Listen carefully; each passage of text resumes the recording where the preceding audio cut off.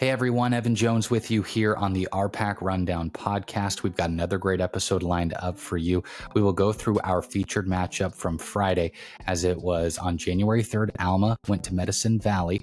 And then after that, we will visit with Ambie Custard of Southwest. She has had a ton of success on the mat this season for the Rough Riders. Just fantastic wrestlers so far in the 2024-2025 campaign. Finally, Athletes of the Week brought to you by First Central Bank. As always, check us out on social media and rpacrundown.com. Of course, the RPAC Rundown podcast is brought to you by a bunch of great sponsors like Arapahoe Rehab and Fitness, Cambridge Supermarket, Webb's Oilfield Service, Cambridge Rehab and Fitness, Onyx Native, and C+. We'll take a break and then go through the featured matchups from last week. You're listening to the RPAC Rundown Podcast.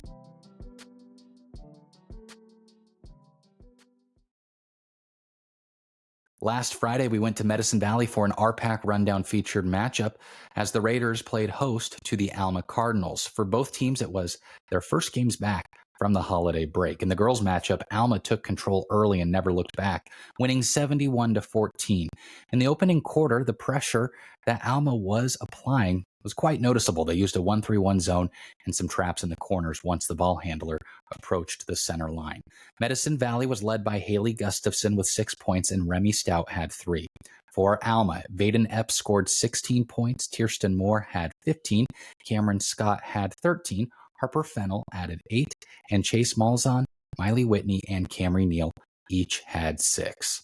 The boys' game was up-tempo and fast-paced, and yes, both teams had some kinks to work out, but it was a good matchup. Alma ended up winning 53-40.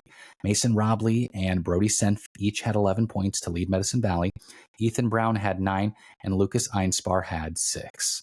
This RPAC Rundown featured matchup was brought to you by Agriculture Precision Specialists, Dr. Jesse Neal Dental Care, Vitalix Livestock Feed Tubs, Jimmy Sindelar, and Midwest Auto Sales and Service. We'll take a break and then we will visit with Ambie Custard of Southwest. You're listening to the RPAC Rundown Podcast.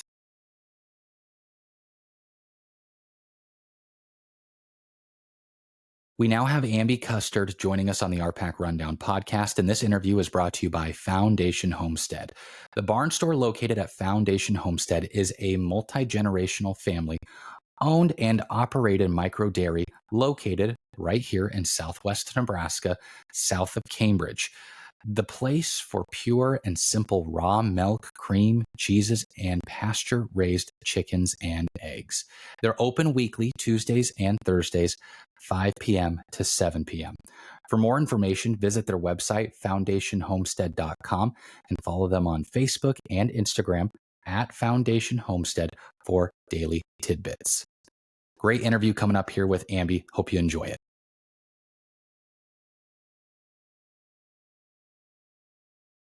Joining us on the RPAC Rundown podcast is Ambie Custard of the Southwest Girls Wrestling Team. Ambie, let's just begin with the holiday break. It's winding down. You go back to school very soon at the time of this recording. How has the holiday break been for you? Oh, it's great. Always having time off from school is kind of good, but ready to go back and see friends again and get back into the role of going to practice after school and not kind of sitting around all day. Yeah, I'm sure it's a little bit different during the holiday break. Let's talk about the practices themselves a little bit during the holiday break. Do they change up or is it pretty much status quo? Is it pretty much the same thing you've been doing all season? Pretty much the same thing, we get our conditioning in and we get going through moves and a little bit of live usually, a little bit more running and then finish it up. But here right after a break, we'll start our Pee-wee practices. So then we'll just stay after practice for those and help the littler kids out. But other than that, it's been the same. Nice. Very nice. Now, your head coach, Jay Helberg, his staff, of course, is fantastic. He's got a number of accolades as a coach. What's it like learning from him? Along with his accolades, he has a lot of experience, being a coach and with wrestling, period. So he's been through the years and kind of got to experience the evolution of wrestling. So he gets to know a little bit of what worked then, what works now, and kind of combine it together to give us the best experience and show us, oh, hey, this didn't work, but hey, I know this move that we used to do, try this. So it's really nice. That's awesome. Now, the girls this season, of course, it's been a program that's been developing, but it's been incredible so far for the 2024-2025 campaign. Top 5 finishes as a team titles. What makes this group so special, Ambie?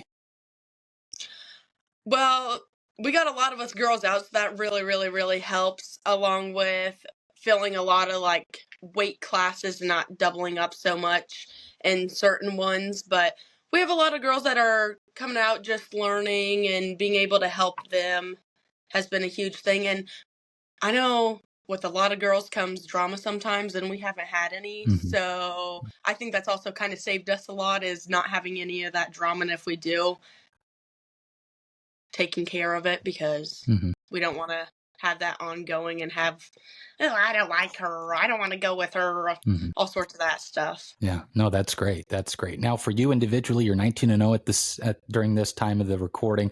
All your wins are by fall or tech fall. How have you felt your season has gone? Just kind of looking at it from your perspective, Ambie. Really good so far. I'm still really disappointed West Point got canceled, because that was supposed to be a tough tournament, and I was really looking forward to that one. But with that being canceled, we didn't get to see those girls from out east. But other than that, I think it's going really good, and I can't wait for districts and state. But I also don't want it to come, because this is my last year for that. Yeah, and let's talk a little bit about how you've gotten those wins. You haven't had a match longer than 3 minutes based on what I looked at. How do you feel, though, if you get into a match that's going to be longer? How do you think your conditioning is, and how have you prepared for when maybe you do have a longer match this season? Yeah, so this I kind of wrestle year round more so, and just coming back from my arm breaking last year, I had been practicing putting in the work up at 308 Wrestling Academy up in North Platte. So I feel like I'm conditioned pretty well, and I'm still kind of working on that too with all of the conditioning we do at practice. But I definitely think I can last a full match if I need to, but why last a full match if you don't need to? That's right. Get it done. Get it taken care of. Yes, That's right. yes. Now, it looked like, earlier this season you were wrestling 135. Now you're wrestling 130 since the Cambridge Girls invite. What's the reason for the change? And is that something that's going to stick, or does it kind of just vary for you, Ambie? So we kind of were all bundled up at 130, 135, 140, and 145 with me, Aubrey Siebold, Ariel Gallegos, and Jasmine Lang from Cambridge. So we had Jasmine and Ariel at 45. We had Aubrey at 40 and me at 35. So what I did is I dropped down to 30 so Aubrey could go to 35, Ariel could go 40, and Jasmine could stay at 45. So we had those spots kind of filled. And I think possibly me and Aubrey might switch places, because I know she's been wanting to go 130, but it's just kind of a play-by-ear type thing, and I just wanted to get more spots filled, so I took it upon myself to lose a little bit. Awesome. Yeah. Now you get to wrestle with your sister, Rylan. What's that been like? It's been fun. We used to fight all the time when we would have to wrestle each other, and we've gotten so much better about it, especially this summer. It kind of all started clicking with us, like, hey, if we sit here and fight the entire practice, we're going to get nothing accomplished. So let's just, if something happens, forget about it. Just keep going.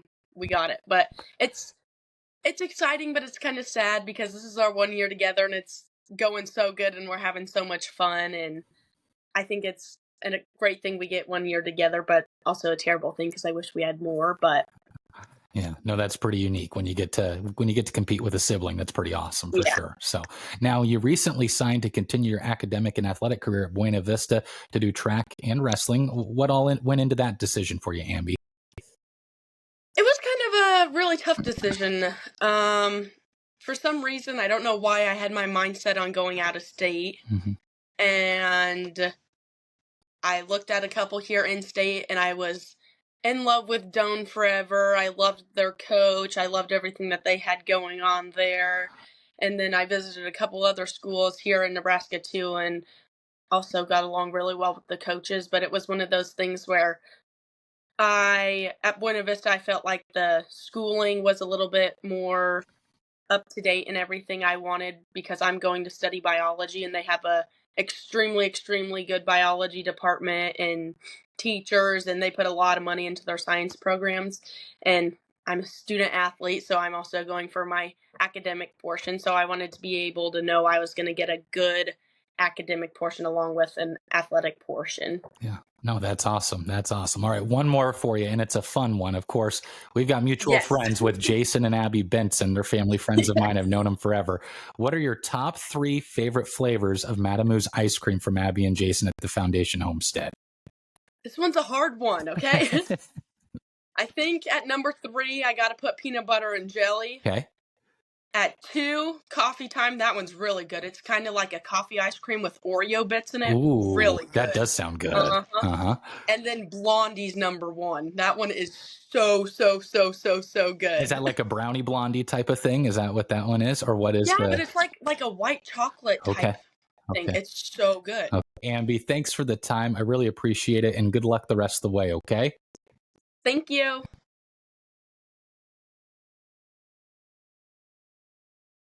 Many thanks to Ambie Custard for joining us on the podcast. As we mentioned earlier, this interview brought to you by Foundation Homestead, south of Cambridge. The barn store located at Foundation Homestead is a multi-generational, family-owned and operated micro dairy located right here in southwest Nebraska, south of Cambridge, the place for pure and simple raw milk, cream, cheeses, and pasture-raised chickens and eggs.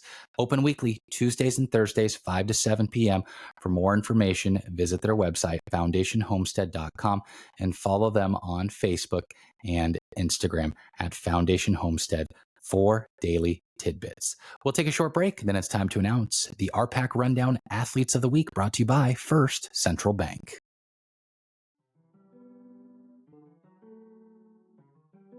Well, it's that time. It's time to announce the RPAC Rundown Athletes of the Week, brought to you by First Central Bank. Let's plan for tomorrow together. First Central Bank, member FDIC. Our female athlete of the week goes to Mesa Cox of Juanita Palisade. Despite the loss to Bertrand, 51-49 in overtime last Friday, she had a great game, 21 points, 10 rebounds, 5 assists, and 5 steals, and also 2 blocks. Our male athlete of the week goes to Thunder Nelson of Bertrand. And the Vikings lost to Gibbon in the first game of the Elm Creek Holiday Tournament. Nelson had 13 points and 10 rebounds. And in their loss to Arcadia Loop City in the consolation game of that tournament, he had 25 points and 6 rebounds. And Bertrand's win over Juanita Palisade last week, he posted 32 points, 5 rebounds, and 6 steals. Once again, our athletes of the week are brought to you by First Central Bank, member FDIC. That'll do it for this week's episode of the podcast. It was a fun one. Thanks to Ambie Custard for joining us. Of course, we need to thank great sponsors of the podcast like JBK Operating LLC, Scouts Recreation, First Central Bank, Cross Diamond Cattle Company, Tri-Valley Medical Foundation, and Prairie Girl Candle Company. Of course, if you would like to help sponsor the podcast, just reach out. Hey, thanks a bunch for tuning in. We'll catch you next week.